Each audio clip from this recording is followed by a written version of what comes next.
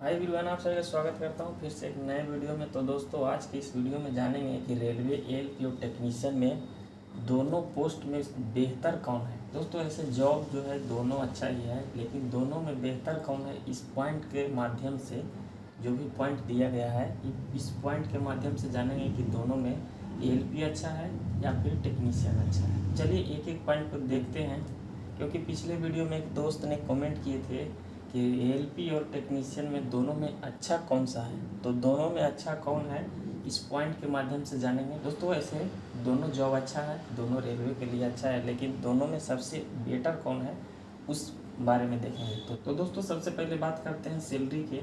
तो दोस्तों, salary ALP में अच्छा खासा मिल जाता है, जबकि टेक्नीशियन में थोड़ा कम मिलता है। देखिए, जैसे एएलपी का ट्रेनिंग समाप्त होता है, तो ट्रेनिंग समाप्त होने के बाद आपको 40 से 45 हज़ार रुपया पर महीने का बन जाता है, क्योंकि इसमें आपको किलोमीटर जो होता है वो प्रति आवर जो किलोमीटर रनिंग होता है, रनिंग अलाउंस मिलता है, तो इसमें अच्छा खासा सैलरी बन जाता है। दोस्तों, बात करते हैं कि टेक्नीशियन में क्या होता है कि टेक्नीशियन में एक फिक्स होता है। इसमें कुछ पोस्ट ऐसे होते हैं जिसमें आपको लाइन ड्यूटी लगता है एंड ट्रेवलिंग अलाउंस एक्स्ट्रा दिया जाता है। जब कोई टीए बनता है, यानी टीए जब आपको लाइन ड्यूटी पर कहीं बाहर भेजा जाता है, तो उस समय इसमें एक्स्ट्रा पेमेंट बनता है।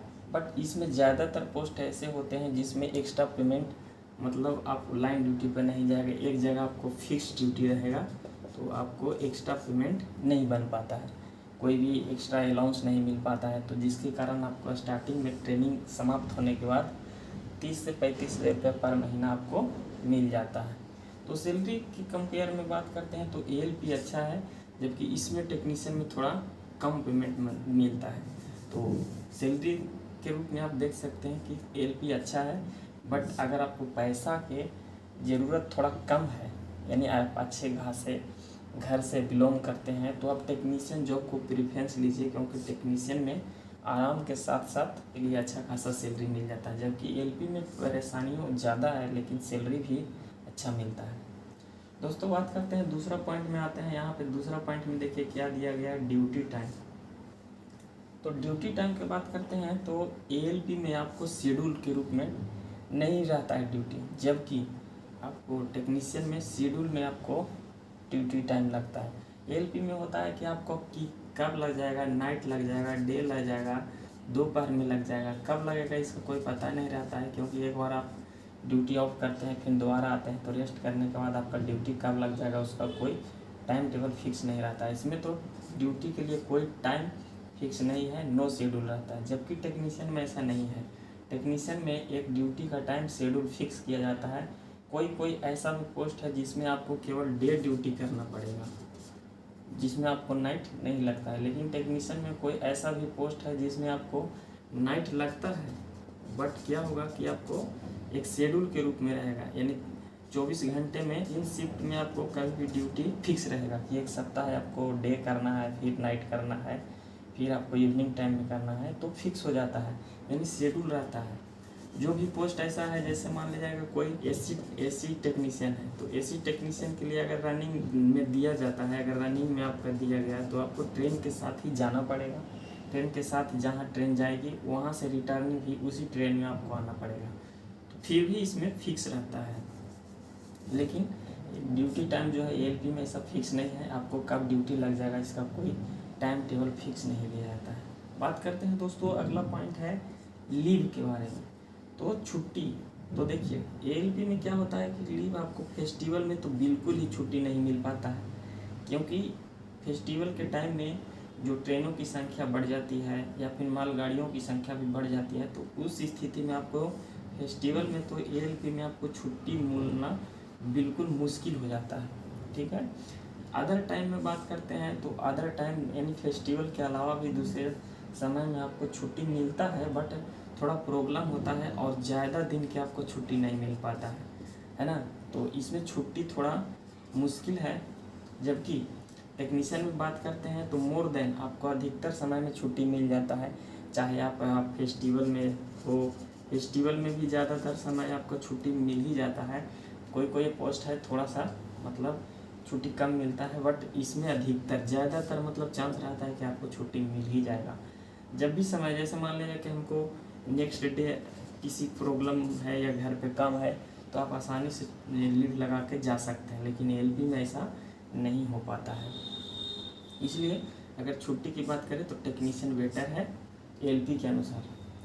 अदर बात करते हैं दोस्तों, अगला पॉइंट है हेल्थ के बारे में। तो दोस्तों एलपी में क्या है कि एक जगह चेयर पे बैठे बैठे नाइट डे ड्यूटी मतलब होते रहता है, तो उस समय क्या होता है कि आपको स्वास्थ्य पे ज़्यादा प्रभाव पड़ता है, क्योंकि आपका एक फिक्स टाइम में ड्यूटी नहीं आता तो स्वास्थ्य पर प्रभाव पड़ेगा ही।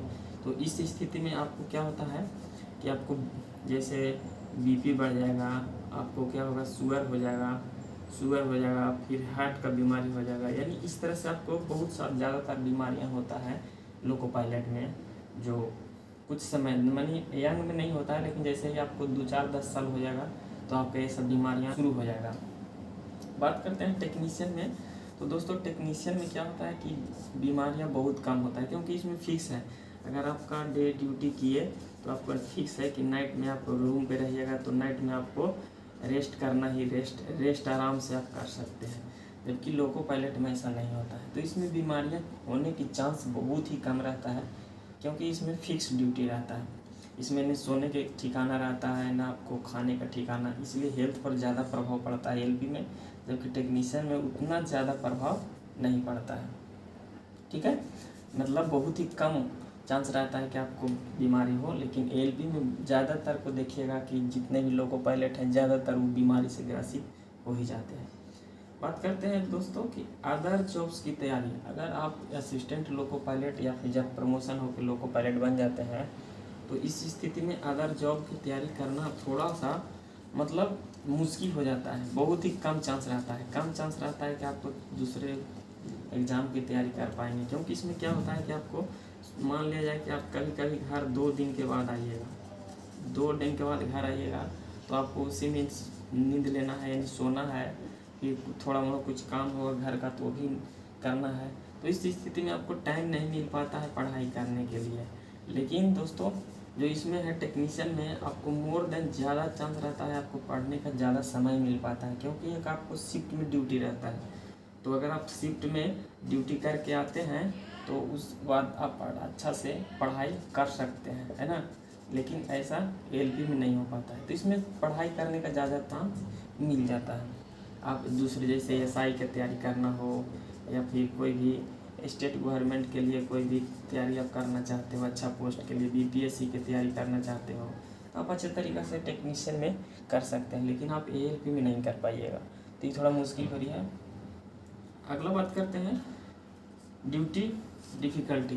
तो दोस्तों इसमें जो ड्यूटी है बहुत ही हार्ड होता है, क्योंकि इसमें अगर आप सिग्नल क्रॉस करते हैं, सिग्नल अगर क्रॉस करते हैं तो सीधा आपको रिमूव फ्रॉम सर्विस हो जाएगा, रिमूव कर देगा। लेकिन जो टेक्नीशियन है वैसा में नहीं है, इजी टू मीडियम है, यानी ज़्यादा हार्ड नहीं है, ज़्यादा इजी नहीं है, मीडियम में है ड्यूटी। जैसे घर में लोग काम करते हैं सेम उसी तरीक़े से है। इसमें ज़्यादा आपको अगर गलतियाँ हो जाती है तो आपको ज़्यादातर है पनिशमेंट मिलेगा, फिर आपको इंक्वायरी बैठेगा, उसके बाद पनिशमेंट दिया जाता है। लेकिन अगर आप एलपी हैं, इसमें अगर आपको ड्यूटी में सिग्नल क्रॉसिंग हो गया तो आपको कोई जांच नहीं, सीधा रिमूव फ्रॉम सर्विस हो जाएगा, बाद में जांच चलता रहेगा, केस भी होता है। तो इस तरह से आपको एलपी थोड़ा सा ड्यूटी है जो डिफ़िकल्ट है, जबकि ये टेक्नीशियन का आपको ईजी टू मीडियम है। अगला बात करते हैं पॉइंट के रूप में है फैमिली टाइम। तो एलपी में आप ज़्यादातर है जो आप फैमिली के साथ टाइम नहीं दे पाइएगा, क्योंकि इसमें क्या होता है कि अगर आप नाइट करके आए 2 बजे रात को आप अगर आप नाइट करके ड्यूटी आए हैं तो उस समय आप सोइएगा, 8 घंटा सोने के बाद आपको फिर दिन में फिर अगर 8 घंटे के बाद फिर ड्यूटी लगेगा तो फिर जाना पड़ेगा। तो इस तरीक़ा से आप फैमिली के साथ ज़्यादा टाइम स्पेंड नहीं कर पाएंगे, जबकि टेक्नीशियन में ऐसा नहीं है। टेक्नीशियन में आप 8 घंटे ड्यूटी करने के बाद अगर आप 16 घंटा अपने रूम पे रहिएगा, और अगर इसमें हमेशा दिन को ड्यूटी है तो शाम के रूम पर आ जाइएगा। तो इसमें क्या होता है कि आप फैमिली के साथ ज़्यादा टाइम दे पाते हैं टेक्नीशियन में। तो दोस्तों ये रहा आज का वीडियो में आप इस पॉइंट के माध्यम से हम समझाने का कोशिश किए कि एएलपी में और टेक्नीशियन में दोनों में अच्छा कौन है, बेहतर कौन है। तो और उसी के अनुसार आप अपना तैयारी कर सकते हैं कि आप एएलपी बनना चाहते हैं, आप टेक्नीशियन बनना चाहते हैं। एएलपी में आपको आप लोग का पता है कि आईटीआई और डिप्लोमा हो गया, आईटीआई डिप्लोमा और उसके बाद बीटेक वाले इसमें एलिजिबल है, जबकि टेक्नीशियन में आईटीआई और फिर पीसीएम वाला एक होता है। और इसमें आपको अभी जो ग्रेड 1 का आया है टेक्नीशियन के, तो उसमें भी आपको जो है बीटेक या बी वाले के लिए दिया गया है। तो इस तरह से आप पॉइंट के रूप में जो दिया गया है, salary, duty time, leave, health issue, other jobs या फिर ड्यूटी डिफ़िकल्टी या फैमिली टाइम, तो ये सारे पॉइंट के अनुसार दोनों में हम अंतर बताएं कि एएलपी अच्छा है या टेक्नीशियन अच्छा है। तो उस तरह से आपको जो अच्छा लगे आप उसका तैयारी कर सकते हैं। मेरे अनुसार तो दोस्तों, अगर आपको पैसे की आवश्यकता ज़्यादा है तो आप एएलपी बनिए। अगर आपके पास पैसे की आवश्यकता कम है और आप आराम का जॉब करना चाहते हैं तो टेक्नीशियन आप चूज कर सकते हैं। तो दोस्तों, आप लोग का वीडियो कैसा लगा कमेंट करके ज़रूर बताइएगा, साथ में चैनल पर सब्सक्राइब कर लीजिएगा। तो मिलते हैं किसी नेक्स्ट वीडियो में, तब तक के लिए बाय बाय, जय हिंद। और दोस्तों, वीडियो को लाइक ज़रूर कर दीजिएगा।